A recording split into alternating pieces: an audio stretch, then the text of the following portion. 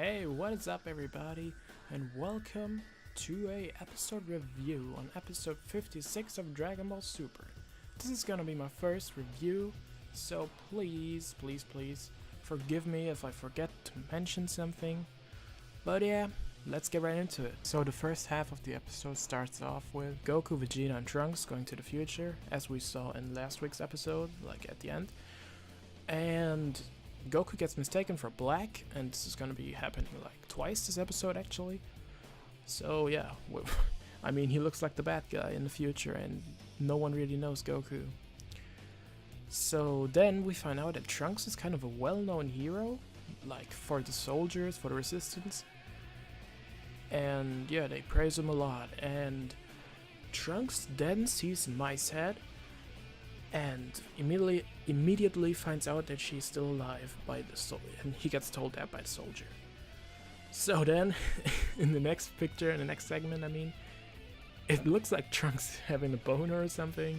It looks kind of off, but yeah, you can see it on the picture.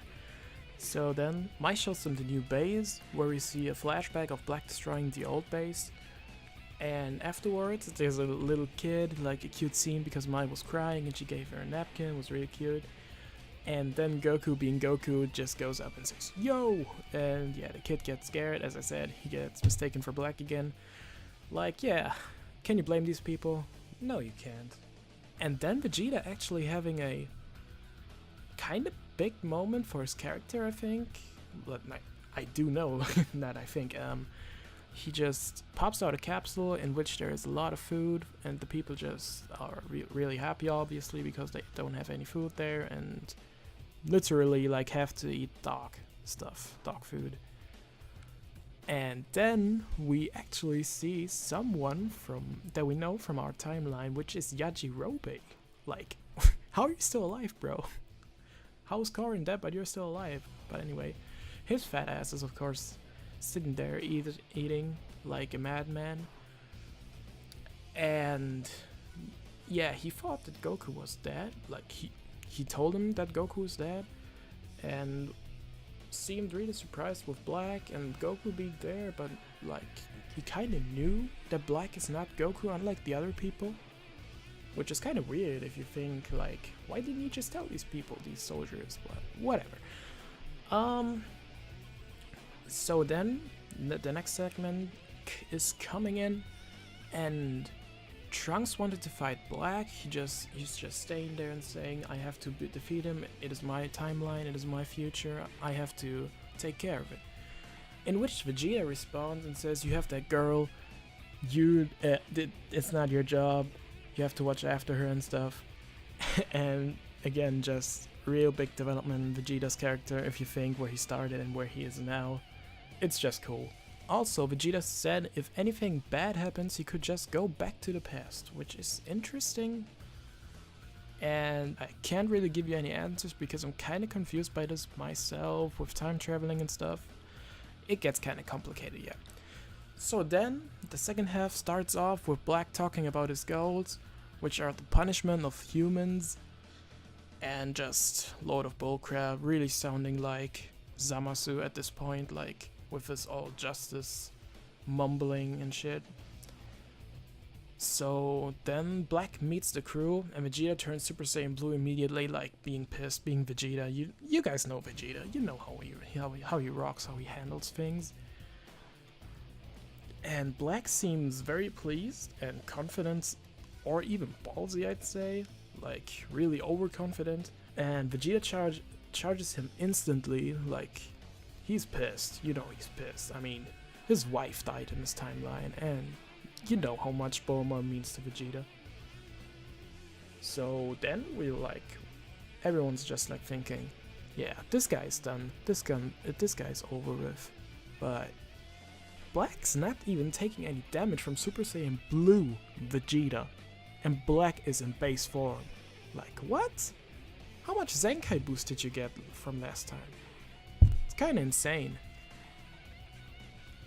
And as I just pointed out that he's still in base form, he now transforms into Super Saiyan Rose. And let me tell you this, guys. This just looked sick as F. I'm not going to say the bad word because I'm really trying my best to cut down on the swear words on this channel. I really want to keep it PG-13, but whatever. And I have to say, like, little side note, I really enjoy Nozawa, like the voice actress of Goku, Gohan, and whoever else, as a villain. Like, it just sounds amazing to me.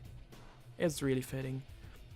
So, yeah, Vegeta being Vegeta, as you guys know, is calling Black out for not looking at him because he's like, almost looked like he was going to be doing like a spirit bomb or something, and I was like, whoa, you're not doing that right now, are you?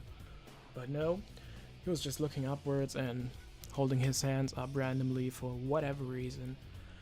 And Vegeta's like really angry, charges at him again, and Black's like punching him, and Vegeta blocks it in like some awesome way. And like real quick, I have to squeeze this one in. The art and animation of this episode was like really good. There were some faraway shots that looked crappy, but I think if Dragon Ball Super is staying this consistent on the art and animation, then we really have a better show on our hands, because like, this looked awesome. Nothing like episode 5 or Resurrection F. Oh my god, those were dark times. But anyway, as I said, he just blocked that attack in a really awesome fashion. Looked really sick. But then, afterwards, gets stabbed by an energy sword from Black. And like, this was the moment where I just screamed. Like, honestly, I screamed. I was like, what? No, you can't do that. You can't do that. And let's just think of the future. Vegeta was stabbed by an energy sword. Nearly died. What has happened to the Saiyan if they survive a nearly death attack? Yeah, they get much stronger. And like, this is... I don't necessarily like these power-ups, but it's part of Dragon Ball, so I'll just accept it. And I hope Vegeta gets a really big power-up from this, seeing as Goku can just Kaioken times 10 every other villain. And like cheat his way out. Not really cheating, but yeah, it's kind of cheap. So yeah, Vegeta's obviously knocked out, and it's Goku's turn now. And like, that's actually when the art and animation kind of dropped off for far away shots. I know I'm a little bit critical on art and animation, but that's just because like, dude, you have made so much money on this series, so many years. You should have so much respect for the voice actresses, actors, whatever. Because that's like how Japan works. They really respect the voice actors, like they're some sort of, I don't know, celebrities or something. And I think that's a good way. I think that's good. But yeah, faraway shots, as I said, look kind of weak at the end.